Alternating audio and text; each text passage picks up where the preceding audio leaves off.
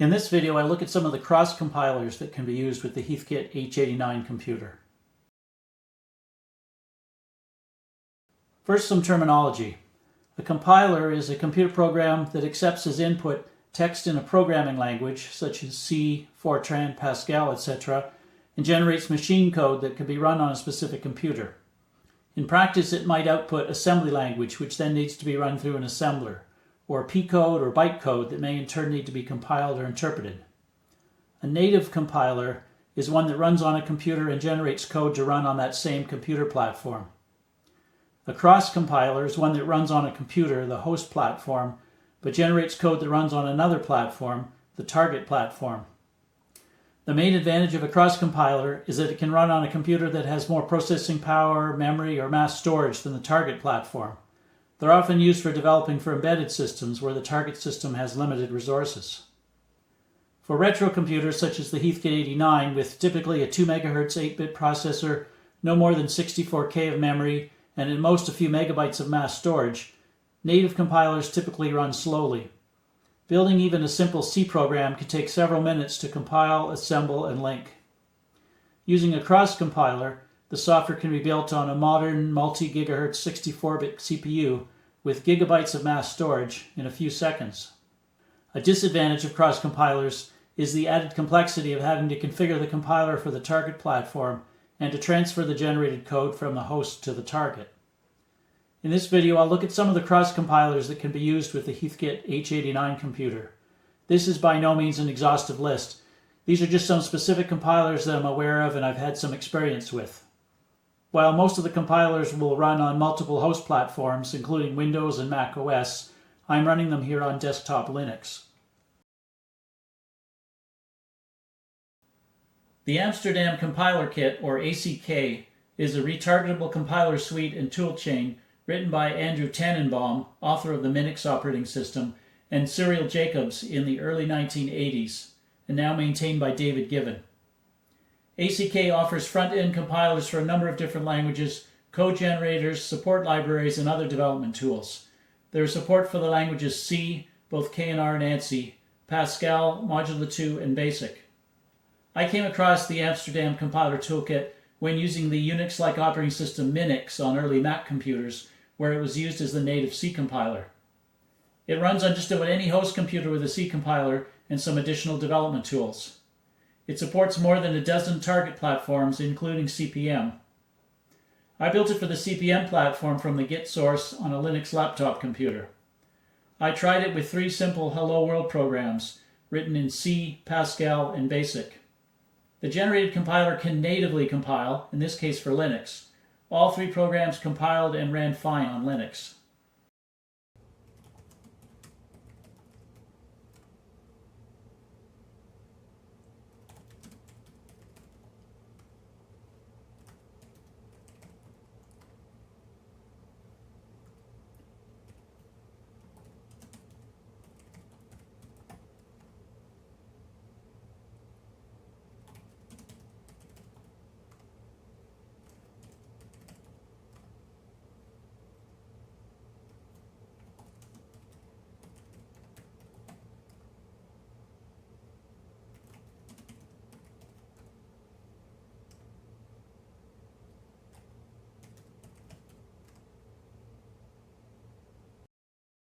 I then tried building for CP/M and running on the Heathkit H89. Compile time was negligible, well under a second.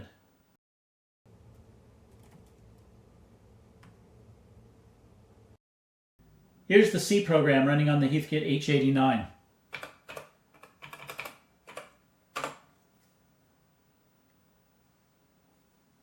Initially, C programs wouldn't run reliably and would make the machine hang. I found that I had to disable a feature of ACK on the Z80 platform, where the runtime library uses reset instructions to perform some commonly used functions. The reset instruction vectors conflict with the memory used by CP/M's BDOS and CCP software. I had to set a build option for ACK not to use reset instructions for this.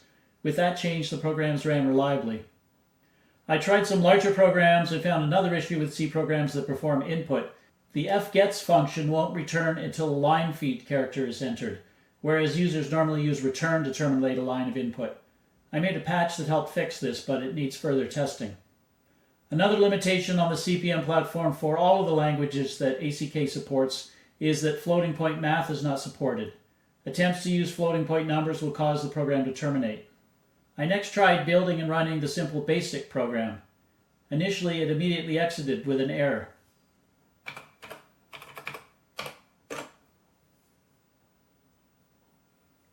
Some investigation determined that the ACK BASIC programs store any basic data in a separate file. For the program hello2.bas, the file name is hello2.bas.d.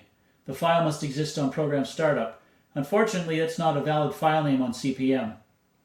I made a patch to have ACK use the file name hello2.d and installed the file. This resolved the error, but then I found that the program would trap when it did any math functions.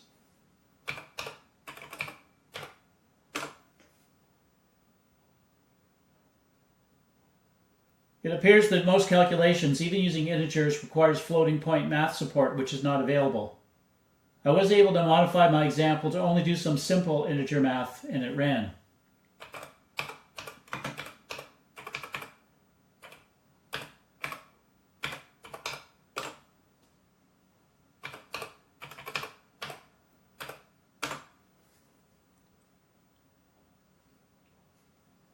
Finally, I tried my Pascal program.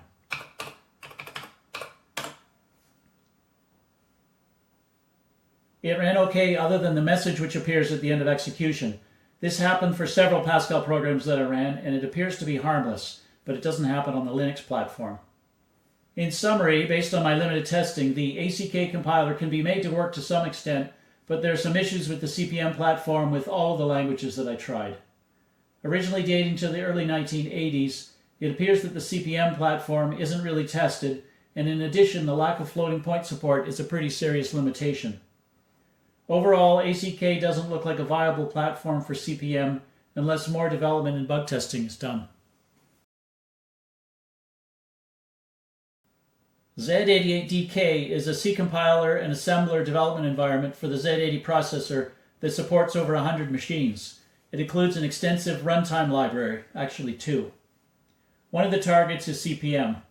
It also has a sub-target called HZ89, which has additional support for the Heathkit H89 Z89. It supports the C89 ANSI C standard and has floating point math support as well as file I/O. I built the Z88DK toolchain from the latest Git repository and used it to compile some C programs for the H89 under CP/M. It pretty much worked flawlessly. You specify the target as CP/M and subtype of HZ89.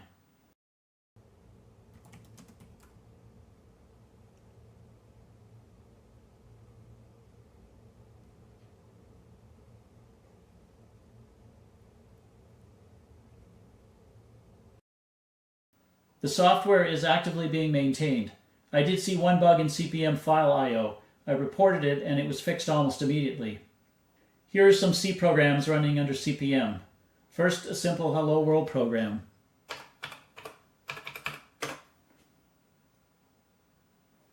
This program shows the size of the C data types.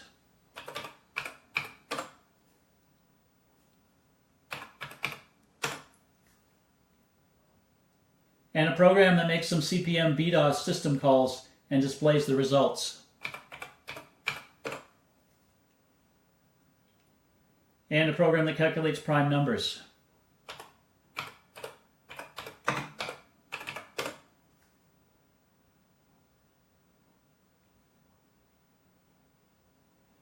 And a demo showing floating point math calculations.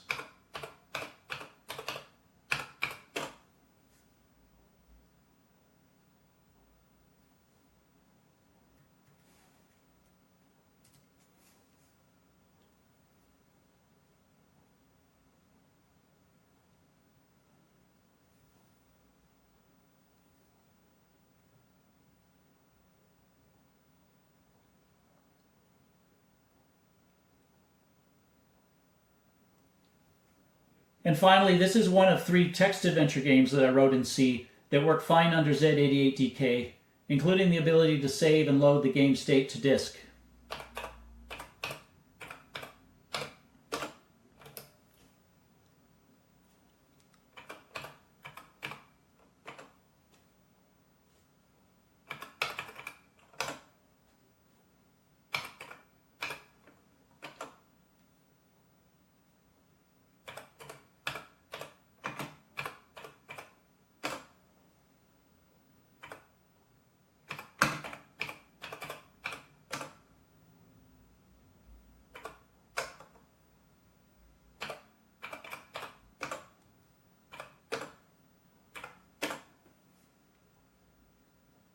It's quite straightforward to add new targets to Z88DK. I've made a proof of concept of adding support for HDOS. It's still a work in progress.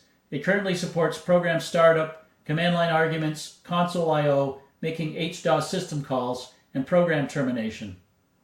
Let's reboot into HDOS and take a look.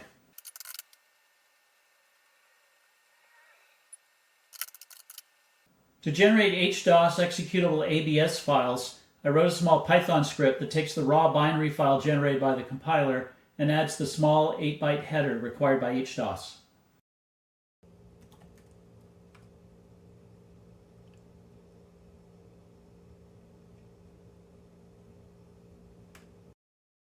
Here's some example programs built with it.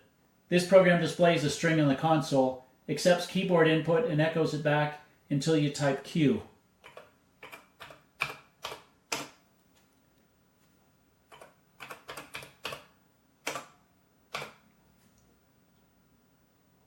This is the previous floating point math demo.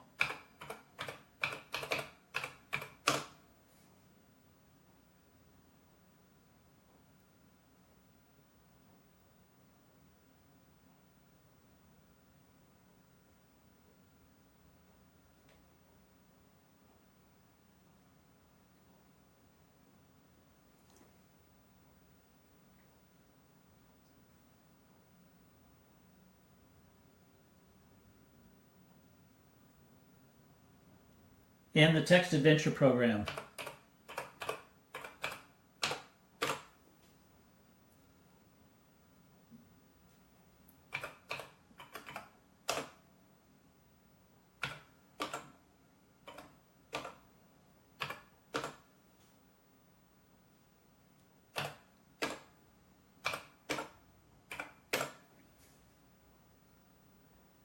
Support for file I/O is not there yet, but is planned.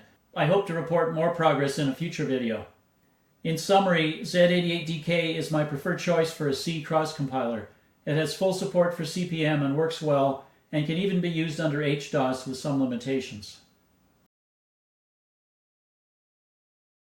SDCC is an ANSI C compiler that supports many processors, including the Z80. I've used it on some other platforms like the 6502.